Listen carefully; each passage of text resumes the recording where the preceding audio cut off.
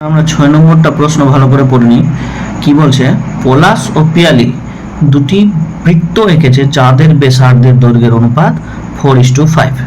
হিসাব করে দেখি দুজনের আঁকা বৃত্তাকার ক্ষেত্র দুটির ক্ষেত্রফলের অনুপাত কত। ঠিক আছে, এবার দেখো বৃত্তাকার ক্ষেত্রফলের অনুপাত জানতে চেয়েছে, তো ক্ষেত্রফল পাবো তবেই না আমরা ক্ষেত্রফলের অনুপাত বার করব। এবার ক্ষেত্রফল বার করার জন্য বৃত্তের কি দরকার? আমার পরিধি ব্যাসার্ধ দরকার, আর সেই ব্যাসার্ধ দুটোর অনুপাত 4:5 বলে দিয়েছে। এই 4:5 এর ব্যাসার্ধের অনুপাত থেকে আমরা এক একটার ব্যাসার্ধ আলাদা করে ধরে নিব, ধরে সেখান থেকে ক্ষেত্রফল বার করব এবং ক্ষেত্রফলের অনুপাত করে ক্ষেত্রফল অনুপাত নির্ণয় করে নিব। ঠিক আছে, তাহলে শুরু করা যাক। পলাশ ও পিয়ালির আঁকা বৃত্ত দুটির ব্যাসার্ধ যথাক্রমে 4r একক ও 5r একক। অতএব ব্যাসার্ধ যখনই পেয়ে গেলাম তাহলে ক্ষেত্রফল পেয়ে যাব, ক্ষেত্রফল পেয়ে গেলে অঙ্ক দুটো হয়ে যাবে। এবার 4r ব্যাসার্ধ বিশিষ্ট বৃত্তের ক্ষেত্রফল, এখানে একক দিলে বেশ, বৃত্তের ক্ষেত্রফল হয়ে যাবে আমার কি পাই আর স্কয়ার। পাই থাকলো, আর মানে হচ্ছে 4r তার হোল স্কয়ার, এত বর্গ একক। আচ্ছা, আরেকটা আছে কি 5r একক ব্যাসার্ধ বিশিষ্ট বৃত্তের ক্ষেত্রফল পাই আর স্কয়ার। পাই থাকলো, আর মানে হচ্ছে ব্যাসার্ধ মানে হচ্ছে 5r, তাহলে ইন্টু 5r তার স্কয়ার, এত বর্গ। এবার বলছে এটা এই ক্ষেত্রফল আর এই ক্ষেত্রফলের অনুপাত কত। তাহলে অতএব বৃত্ত দুটির ক্ষেত্রফলের অনুপাত, বৃত্ত দুটির ক্ষেত্রফলের অনুপাত তাহলে প্রথমটা কোনটা বলা হয়েছে? প্রথমটা পাই ইন্টু 4r তার square is to pi 5r তার স্কয়ার। তাহলে পাই পাই কেটে গেল, এটার স্কয়ার বাংলা হয়ে যাবে 16r square is to 25r square. R square কাটলো, 16:25। এরপরে আমরা চলে আসবো 7 নম্বরটাতে। 7 নম্বর প্রশ্নটা আমরা বুঝে নিই, তারপর 7 নম্বরটা সলভ করব। কি বলছে 7 নম্বরটা? সুমিত ও রেবা একই দৈর্ঘ্যের দুটি তামার তার এনেছে। সুমিত ওই তারটি বেঁকিয়ে আয়তকার চিত্র তৈরি করেছে, যার দৈর্ঘ্য 48 সেমি এবং প্রস্থ 40 সেমি, কিন্তু রেবা একই দৈর্ঘ্যের তামার তারটি বেঁকিয়ে বৃত্ত তৈরি করলো। একজন কি করলো? আয়তকার তৈরি করে দিল বেঁকিয়ে, আরেকজন বৃত্তাকার তৈরি করে দিল। এবার বলছে হিসাব করে দেখি সুমিতের তৈরি আয়তকার চিত্র এবং রেবার তৈরি বৃত্তের মধ্যে কোনটি বেশি জায়গা জুড়ে থাকবে। তার মানে আমাকে আয়তকার যেটা পেলাম ক্ষেত্রটি তার ক্ষেত্রফল বার করতে হবে, তারপর আবার বৃত্তাকারেরও ক্ষেত্রফল বার করতে হবে। এবার দুটোর মধ্যে কার ক্ষেত্রফল কে বেশি জায়গা জুড়ে আছে সেটা হিসাব করতে বলেছে। তার মানে একটা বুদ্ধি খেলবো আমরা, দেখো ছবি। তাহলে শুরু করি। কি বলেছিল? একটা আয়তকার চিত্র বানানো হয়েছে, আর একজন কি করেছে? বৃত্তাকার তৈরি করেছে, সেম একই পরিমাণ তারের দৈর্ঘ্য। তো এই যে আয়তকার তৈরি করেছে, সেই আয়তকারের দৈর্ঘ্য বলে দেওয়া আছে আমার কত? 48 সেমি, আর প্রস্থ বলে দেওয়া আছে আমার কত? 40 সেমি। বাস এইটুকু তথ্য দেওয়া আছে, আর এইটুকু তথ্য দিয়ে আমাকে বলা হয়েছে কি যে এ কতটুকু জায়গা জুড়ে আছে, মানে ক্ষেত্রফল কত, আর এ বৃত্তাকারটি চিত্রটি কতটুকু জায়গা দখল আছে, এদের মধ্যে কে বেশি জায়গা দেয়। আচ্ছা, এর আয়তকার চিত্র যেটা তৈরি করা হয়েছে তার তো ক্ষেত্রফল আমি সহজে পেয়ে নিচ্ছি, যে দৈর্ঘ্য ইন্টু প্রস্থ করে, কিন্তু এর ক্ষেত্রফলটা কি করে পারবো? এর ক্ষেত্রফল বার করার আগে আমাকে কি করতে হবে? এর ব্যাসার্ধ বার করতে হবে, তাই তো। এর ক্ষেত্রফল পাওয়ার আগে এর ব্যাসার্ধের দৈর্ঘ্য বার করতে হবে। তো ব্যাসার্ধের দৈর্ঘ্যটা কী করে বার করব, এটাই একটু পরিশ্রমের কাজ, বাকি এখানে কোনো কাজ না। দেখো এখানে কি বলছে, প্রথমে কি করলাম আমি আয়তকার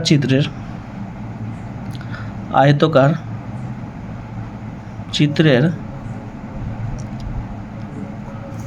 দৈর্ঘ্য কত, দৈর্ঘ্য হচ্ছে 48 সেমি, আর প্রস্থ কত বলে দেওয়া আছে, প্রস্থ আমার বলে দেওয়া আছে কত 40 সেমি। তাহলে আয়তকার চিত্রের দৈর্ঘ্য 48 সেমি, প্রস্থ 40 সেমি। আচ্ছা, দৈর্ঘ্য প্রস্থ যদি পেয়ে যায় তাহলে আমাকে বলো দেখি পরিসীমা কত হবে আয়তক্ষেত্রের। আয়তক্ষেত্রের পরিসীমার ফর্মুলা হলো 2 ইন্টু দৈর্ঘ্য প্লাস প্রস্থ, দৈর্ঘ্য মানে এটা আর প্রস্থ মানে এইটা, এত সেমি। তাহলে 240 ইন্টু 40 80, 80 আর 8 88, এত সেমি। ঠিক আছে, এবার এটা গুণ করি, আমি 8 দিয়ে 16 আনতে গেলো 1, 8 দিয়ে 16 একে 7, এত সেমি। ভালো কথা, আমি আরেকটা কাজ এক্সট্রা করে নিই আগেই। আমি এক কাজ করি, ক্ষেত্রফল তুলনা করতে বলেছিল, তো আমিও ক্ষেত্রফলটা বার করে নিলাম। ক্ষেত্রফল সমান কি, দৈর্ঘ্য ইন্টু প্রস্থ। দৈর্ঘ্য কত ছিল আমার 48, আর প্রস্থ কত ছিল আমার 40, এত বর্গ সেমি। এবার গুণ করে বসানো যাক, 48 আর 40কে গুণ করি আমরা। ঠিক আছে, কত আমার 1920 বর্গ সেমি। ঠিক আছে, আচ্ছা তাহলে কি পেলাম আমরা পেয়ে গেলাম আয়তকার যে চিত্রটা সে কতটুকু জায়গা জুড়ে রয়েছে সেটা পেয়ে গেলাম। এবার আমার বৃত্তাকার চিত্রটি কতটা জায়গা জুড়ে রয়েছে সেটা বার করার জন্য আমাকে প্রথমে এই আর এর মান ব্যাসার্ধটা বার করতে হবে। ব্যাসার্ধটা কী করে বার করবো সেটা দেখা যায়। আচ্ছা, এবার আমি কি করি, ধরি বৃত্তাকার চিত্রের ব্যাসার্ধ কত ধরলাম 8 সেমি। ব্যাসার্ধ যদি 8 সেমি হয় তাহলে পরিধি কত, পরিধি হয়ে যাবে আমার কত 2 পাই 8 সেমি। ঠিক আছে, আচ্ছা এইবার বলো তো এই 2 পাই 8 সেমিটা এই বৃত্তাকার ছবিটার দিকে তাকাও, বৃত্তাকারের যে পরিধিটা এইটা এর পরিসীমার সাথে সমান হবে না, কারণ একই দৈর্ঘ্যের তার ছিল, আমাকে একটাকে বেঁকিয়ে আয়তকার করা হয়েছে, আরেকটাকে বেঁকিয়ে কী করা হয়েছে বৃত্তাকার করা হয়েছে। তাহলে এর পরিধি আর এর পরিসীমা কী হবে, সমান হবে। তো এর পরিসীমা আমরা বের করে নিয়েছি, পরিসীমাটা হয়েছে কত আমার 176 সেমি। তাহলে এর পরিধি আর এর পরিসীমা দুটোই কী হবে, সমান হয়ে যাবে। তাহলে শর্তানুসারে বা অনেকে প্রশ্নানুসারে লিখে 2 পাই আর সমান 176। এবার এখান থেকে ক্যালকুলেশন করে আমরা 8টার মান পেয়ে যাবো, আর এর মান। তো 2 পাই মানে হয়ে গেল 22/7 ইন্টু আর সমান 176। আর এর মান দরকার, আর কে পারে রেখে সমান চিহ্নের, আর বাকি সব মানগুলোকে আমি কী করবো সমান চিহ্ন পরে পাঠিয়ে দেবো। তাহলে আর থাকলো 176 ছিল ইন্টু এটা যদি আসে তাহলে উল্টে গেল 7/22 ইন্টু 2 ছিল 1/2। এবার আমরা কাটাকুটি করি, 2 8 16, 2 8 16, 22 4 8 মানে 28। তাহলে ব্যাসার্ধ কত, বৃত্তটির ব্যাসার্ধ 28 সেমি। তাহলে বৃত্তটির ব্যাসার্ধ হচ্ছে কত 28 সেমি। বৃত্তটির ব্যাসার্ধ যদি 28 সেমি হয় তাহলে ক্ষেত্রফল কত, তো ক্ষেত্রফল হবে পাই আর স্কোয়ার। তাহলে পাই মানে 22/7, আর স্কোয়ার আর মানে হচ্ছে 28, আর স্কোয়ার আমি দুবার লিখে দিলাম ইচ্ছা করে, এত বর্গ সেমি। ঠিক আছে, এবার কার 7 4 28 4, এটা হয়ে গেল 8 8 8 8 88, 88কে যদি 8 দিয়ে গুণ করা যায় তাহলে গুণ করে হচ্ছে আমার 24 64 বর্গ সেমি। ঠিক আছে, এবার দেখো বৃত্তাকার যে চিত্রটা ছিল সে এত বর্গ সেমি জায়গা জুড়ে ছিল, আর যেটা আমার আয়তকার ছিল সে আমার 1920 বর্গ সেমি জায়গা জুড়ে ছিল। তাহলে আমার বেশি জায়গা জুড়ে কি আছে, আমার বৃত্তাকার চিত্রটি। অতএব দিয়ে আমরা লিখে দেব বৃত্তাকার চিত্রটি বেশি জায়গা জুড়ে রয়েছে, বেশি জায়গা জুড়ে রয়েছে। নেক্সট আমরা চলে যাব 8 নম্বরটাতে। অ্যাথলেটিক ক্লাবের আয়তকার মাঠের মাঝখানে একটি বৃত্তাকার জলাশয় আছে যার ব্যাসার্ধের দৈর্ঘ্য 14 মিটার। ঠিক আছে, আয়তকার মাঠের দৈর্ঘ্য ও প্রস্থ যথাক্রমে 60 মিটার আর 42 মিটার। জলাশয় বাঁধে আয়তকার মাঠের বাকি জায়গায় ঘাস লাগাতে প্রতি বর্গমিটারে 75 টাকা হিসাবে কত টাকা খরচ হবে? ঠিক আছে, খুব সুন্দর অঙ্ক। এই যে ছবিটা আমার পুরোটা হচ্ছে আয়তকার মাঠ। দেখি আমি শুরু করা যাক। এবার 8 নম্বরটা কি বলছে? 8 নম্বরটা বলছে একটা আয়তকার মাঠ আছে, আয়তকার মাঠ আছে, সেই আয়তকার মাঠের দৈর্ঘ্য হচ্ছে 60 মিটার আর প্রস্থ হচ্ছে আমার 42 মিটার। ঠিক আছে, এবার এই মাঠের ঠিক মাঝখানে একটা বৃত্তাকার জলাশয় আছে আর সেই বৃত্তাকার জলাশয়ের ব্যাসার্ধ আমাকে বলে দেওয়া আছে কত? 14 মিটার। তাহলে এবার আমাকে বলছে যে এই জলাশয় আকার যে বৃত্তটা বৃত্তাকার জলাশয়টা আছে এইটা বাদ দিয়ে বাকি যে জায়গাগুলো, এই যে জায়গাগুলো বাঁচলো, ঠিক আছে, এই যে জায়গাগুলো বাঁচলো সেই জায়গাগুলোতে কী করবে? ও ঘাস লাগাবে। আর সেই ঘাস লাগাতে গিয়ে, ঠিক আছে, 1 বর্গ মিটারে 75 টাকা নিচ্ছে। তাহলে এইটুকু বাকি জায়গায় যে ঘাস লাগাবে সেই বাকি জায়গায় ঘাস লাগাতে গিয়ে বলছে মোট কত টাকা খরচ হচ্ছে। ভালো কথা, তাহলে শুরু করা যাক। খুবই সুন্দর একটা অঙ্ক। আমি এক কাজ করব, আমার ফার্স্ট কাজ হলো এই যে আয়তকার মাঠটা ছিল সেই আয়তকার টোটাল মাঠটার ফার্স্ট ক্ষেত্রফল বার করব। ঠিক আছে, তারপরে এই বৃত্তাকার মাঠের ক্ষেত্রফল বার করব। তাহলে সেই আয়তকার টোটাল মাঠের ক্ষেত্রফল থেকে আমি যদি বৃত্তাকার মাঠের ক্ষেত্রফল মাইনাস করে দিই তাহলে আমার এই বাকি জায়গাটা পড়ে থাকবে। আর এই বাকি জায়গায় আমার কী হবে? ঘাস লাগাতে হবে এই বাকি জায়গায়। তাহলে যে জায়গায় আমি ঘাস লাগাবো সেই জায়গার ক্ষেত্রফলটা আমরা প্রথমে কী করব? বার করে নিব। তাহলে কি আয়তকার মাঠটির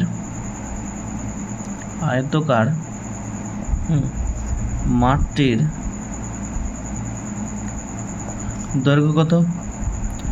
দৈর্ঘ্য হচ্ছে 60 মিটার আর প্রস্থ হচ্ছে 42 মিটার। তাহলে দৈর্ঘ্য 60 মিটার, প্রস্থ 42 মিটার যদি হয় তাহলে ক্ষেত্রফল কত হবে? ক্ষেত্রফলের ফর্মুলা হলো দৈর্ঘ্য ইন্টু প্রস্থ। তাহলে দৈর্ঘ্য হচ্ছে 60 মিটার, প্রস্থ হচ্ছে আমার 42, এত বর্গ মিটার। ঠিক আছে, তাহলে এটা গুণ করলে হয়ে যাবে তোমার গিয়ে 12, 0, 2, 5, এত বর্গ মিটার। তাহলে আমার টোটাল যে আয়তকার জায়গাটা ছিল সেই টোটাল জায়গাটা আমি পেয়ে নিলাম। এবার আমি কী করবো? বৃত্তাকার যে জলাশয়টি আছে সেই জলাশয়ের ক্ষেত্রফল বার করব। ঠিক আছে, তাহলে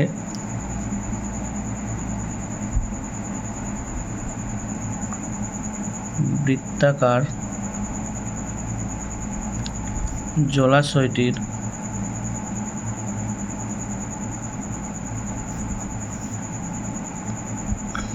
ক্ষেত্রফল ফর্মুলা কি? পাই আর স্কোয়ার। পাই হচ্ছে 22/7 আর আর এর মান আমার বলে দিয়েছিল কত ব্যাসার্ধ বিশিষ্ট? 14 ব্যাসার্ধ। তো দুইবার লিখে দিলাম আর স্কোয়ার না করে ক্যালকুলেশনের সুবিধার জন্য। এত বর্গ মিটার।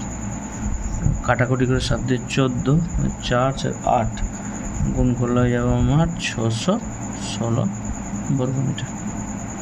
আমি কি করলাম?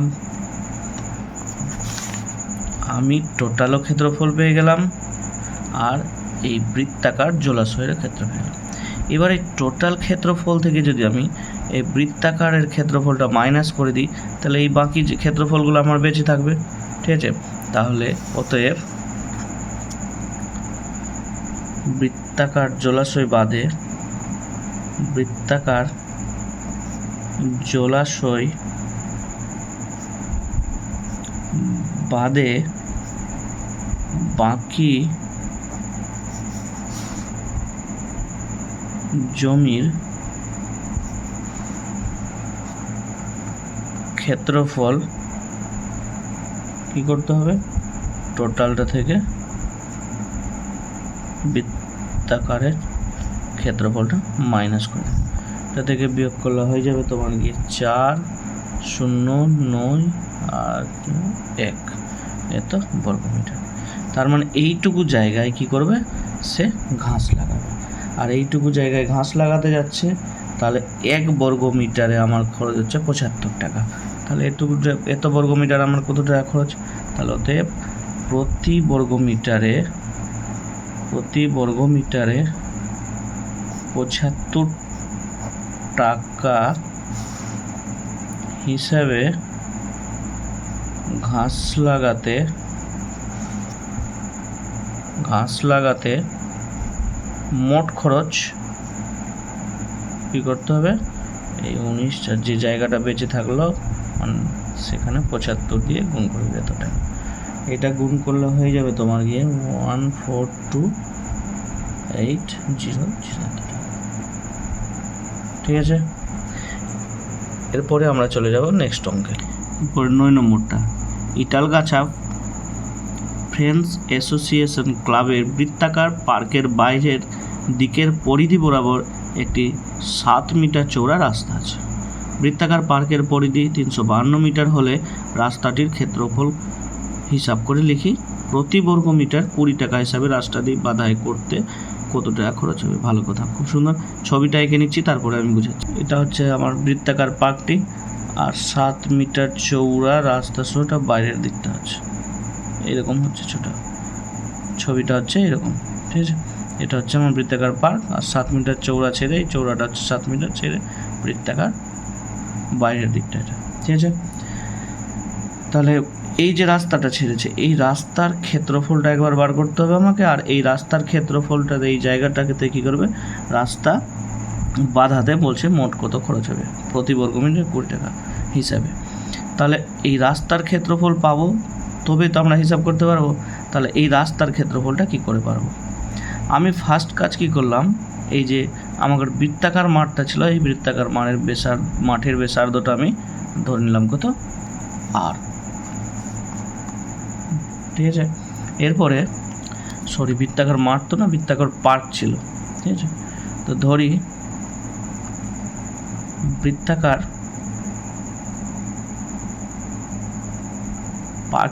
পার্কটির ব্যাসার্ধ 8 মিটার।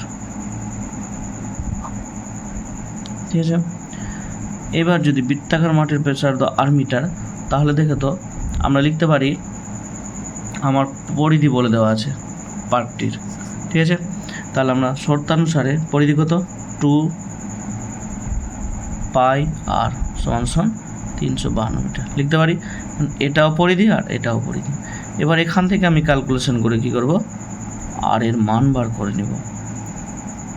পায়ের মান বসিয়ে দিলাম 352। অতএব এবার আর সমান 352 ইন্টু এটা উল্টে গেল, এটাও উল্টে গেল। এবার কাটাকুটি করি, 2 1 2, 2 7 14, 2 6 12। আবার 11 দিয়ে কাটি, 11 1 11 হচ্ছিল 6, 11 6 11 2, 2 8 16 8, 8 7 56। ঠিক আছে, তাহলে আমরা কি করলাম, পার্কটির ব্যাসার্ধ পেয়ে গেলাম কত, 56 মিটার।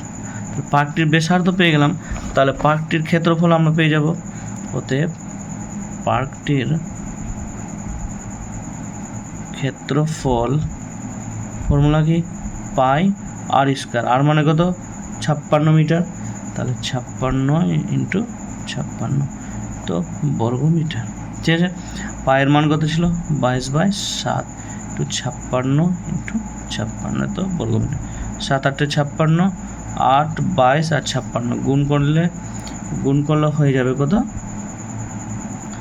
9 8 5 6 এত বর্গ মিটার। বৃত্তাকার পার্কের ক্ষেত্রফল তো পেয়ে গেলাম আমরা।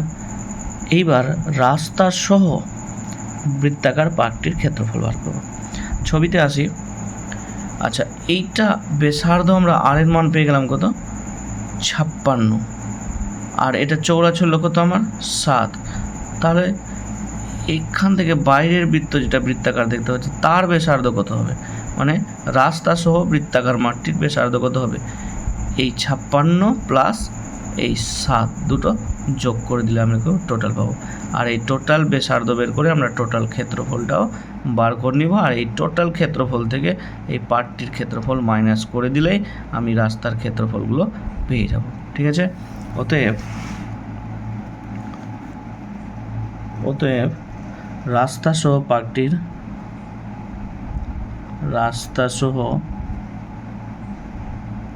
পার্কটির ব্যাসার্ধ 56 প্লাস 7 সমান 63 সেমি।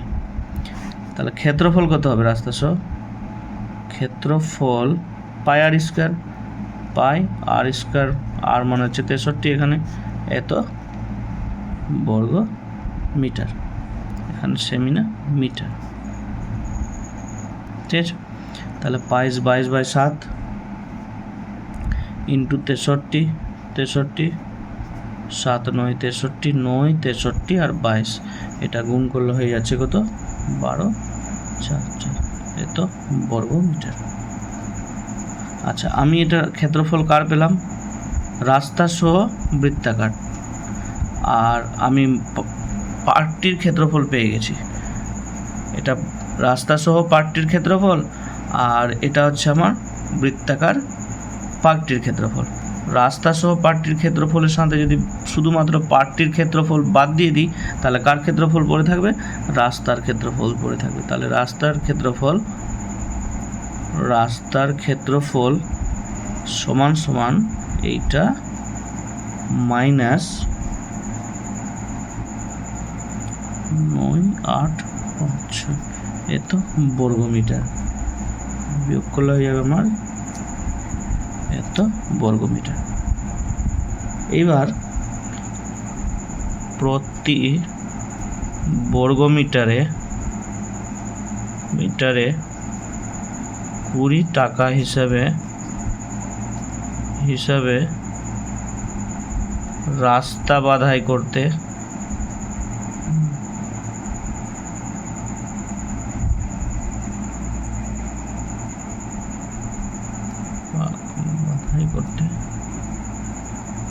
মোট খরচ কত, এইটা ইন্টু 20 সমান গুণ করলে হয়ে যাবে 2 3 4 এত টাকা। এরপরে চলে যাব আমরা নেক্সট অঙ্কে।